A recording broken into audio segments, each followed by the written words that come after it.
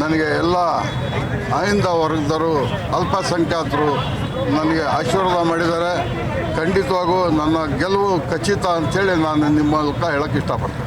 ನಮ್ಮ ಕಾಂಗ್ರೆಸ್ ಎಲ್ಲ ಒತ್ತುವರಿ ಜನದ ಹತ್ರ, ಎಲ್ಲ ಜವಾಬ್ದಾರಿ ಜನದ ಹತ್ರ ನಮ್ಮ ಕಷ್ಟ ಕೇಳ್ಕೊಂಡೀವಿ, ಕಷ್ಟ ಹೇಳ್ಕೊಂಡೀವಿ. ಅದು ಗೆಲುವು ಸಲುವು ಪರಮಾತ್ಮನ ಮೇಲೆ ಬಿಟ್ಕೊಟ್ಟದ್ದು. ಜನ ತೀರ್ಪು ಕೊಡ್ತಾರೆ. ಮುಂದೆ ಬರೋ ದಿನಗಳಲ್ಲಿ 9ನೇ ತಾರೀಕಿಗೆ ಚುನಾವಣೆ ಆದ ನಂತರ ಆಮೇಲೆ ಹೆಣ್ಗಿ ಟೈಮ್ನಾಗ ತಮಗೆ ಅರ್ಥ ಆಗ್ತೈತೆ. ನಾನು ಶಾಮನೂರು ಶಿವಶಂಕರಪ್ಪನವರು ಆತ್ಮೀಯ, ಅವನ ಮಗನ ಸರಿ ಸಮ. ನಾನು ಒಂದು ಶಿಷ್ಯ. 40 ವರ್ಷದಿಂದ ನಾನು ಅವರ ಮನೆ ಮಂಥನಕ್ಕೆ ಭುಜ ಹಚ್ಚಿ ನಾನು ಚುನಾವಣೆ ಮಾಡ್ತಕ್ಕಂಥನು. ನಾನು ಇವತ್ತು ದಕ್ಷಿಣ ಕ್ಷೇತ್ರದ ಸಾದಿಕ್ ಪಲ್ವಾನ್ ನನ್ನ ಹೆಸರು ಅಭ್ಯರ್ಥಿಯಾಗಿ ನಾನು ನಾಮಿನೇಷನ್ ಪತ್ರವನ್ನು ಸಲ್ಲಿಸಿದ್ದೀನಿ. ನಾನು ರಣರಂಗ ಮೈದಾನದಲ್ಲಿ ಯಾವ ಕಾರಣಕ್ಕೂ ಹಿಂಗೆ ಇರೋದಿಲ್ಲ. ನಾನು ಚುನಾವಣೆಯಲ್ಲಿ ಸ್ವತಃಸಿದ್ಧ.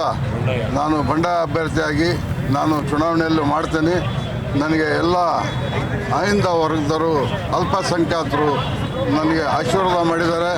ಖಂಡಿತವಾಗೂ ನನ್ನ ಗೆಲುವು ಖಚಿತ ಅಂಥೇಳಿ ನಾನು ನಿಮ್ಮ ಮೂಲಕ ಹೇಳೋಕ್ಕೆ ಇಷ್ಟಪಡ್ತೀನಿ.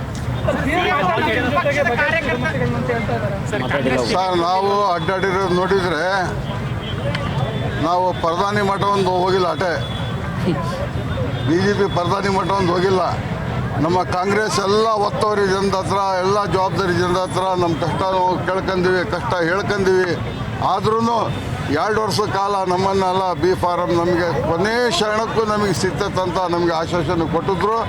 ಆ ನಿಟ್ಟಿನಲ್ಲಿ ನಮಗೆ ಬರಲಿದ್ದ ಕಾಲಕ್ಕೆ, ನಮಗೆ ಸಿಲಿದ ಕಾಲಕ್ಕೆ ನಾವೆಲ್ಲ ಮತ್ತೀಗ ಇವತ್ತು ಸೋಮವಾರ ಬಂಡಾಯ ಕಾಂಗ್ರೆಸ್ಸನ್ನು ನಾವು ಹಾಕಿದ್ದೀವಿ. ಸರ್, ಅವರು ಕಾಂಗ್ರೆಸ್ನವರು, ನಾವು ಬಂಡಾಯ. ನಾವೇ ಪ್ರಚಾರ ಮಾಡ್ಕೊತೀವಿ. ಸರ್, ನಮ್ಮ ದಕ್ಷಿಣ ಕ್ಷೇತ್ರದಲ್ಲಿ ನನ್ನ ಅಲ್ಪಸಂಖ್ಯಾತರು ಅವರು, ಆಮೇಲೆ ಅಹಿಂದ ಹಿಂದುಳಿದ ಜನ ಎಲ್ಲ ಅವರೇ ಪ್ರಚಾರ ಮಾಡಿ ನನಗೆ ಗೆಲ್ಲಿಸಿ ವಿಧಾನಸಭೆಗೆ ಕಳಿಸ್ತಾರೆ ಅಂತೇಳಿ ನನಗೆ ವಿಶ್ವಾಸ ಇದೆ. ಸಿದ್ದರಾಮಯ್ಯ ಅವರು, DK ಶಿವಕುಮಾರ್ ಅವರು ನಿಮ್ಮ ಜೊತೆ ಮಾತಾಡ್ತೀವಿ ಅಂತ ಹೇಳಿದ್ದಾರೆ. ಸರ್, ಅವೆಲ್ಲ ಸುಳ್ಳು ಮಾತುಕತೆ ನಡೆಯೋದಿಲ್ಲ.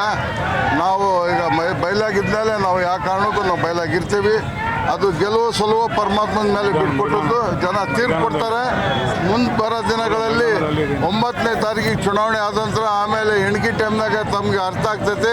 ಸಾದಿಕ್ ಪೈಲ್ವಾನ್ರು ಏನು ಹೇಳಿದ್ರು ಅಂತೇಳಿ ಆ ಸಂದರ್ಭದಲ್ಲಿ ಮತ್ತೆ ನೀವು ನಮ್ಮನ್ನು ಕೇಳ್ತೀರಿ. ಖಂಡಿತವಾಗೂ ನಮ್ಮ ಗೆಲುವು ಖಚಿತ ಅಂತೇಳಿ ನಿಮ್ಮ ಮೂಲಕ ಹೇಳೋಕ್ಕೆ ಇಷ್ಟಪಡ್ತೀನಿ. ನಾನು ಶಾಮನೂರು ಶಿವಶಂಕರಪ್ಪನವರು ಆತ್ಮೀಯ, ಅವನ ಮಗನ ಸರಿ ಸಮ.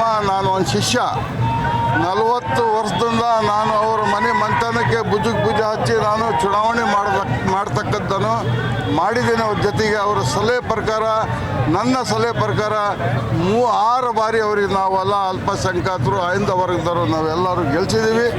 ಆದರೆ ಈಗ ಮರು ಚುನಾವಣೆಯಲ್ಲಿ ದುರಾದೃಷ್ಟ ಯಜಮಾನರು ನಿಧಾನ ಆದಮೇಲೆ ಈಗಾರ ನಮ್ಮನ್ನು ಅಲ್ಪಸಂಖ್ಯಾತರಿಗೆ ಕೊಡ್ತಾರಂಥೇಳಿ ಕುಲಂಕುಷವಾಗಿ ನಾವೆಲ್ಲ ಕಾಂಗ್ರೆಸ್ ಪಕ್ಷದಿಂದ ನಮಗೆ B.Pharm ಕೊಡಿ, ನಮಗೆ ಸ್ವಾತಂತ್ರ್ಯದಿಂದ ಇಲ್ಲಿ ತನಕ ಕೊಟ್ಟಿಲ್ಲ, ಈಗ ಕೊಡ್ರಿ ಅಂತ ನಾವು ಘೋಷಣೆ ಮಾಡಿದಾಗ ನಾವು ಹೋಗಿ ಕೇಳಿದಾಗ ಆಯಿತು ಅಂಥೇಳಿ ಅರ್ಜಿಯನ್ನು ಇಸ್ಕೊಂಡ್ರು.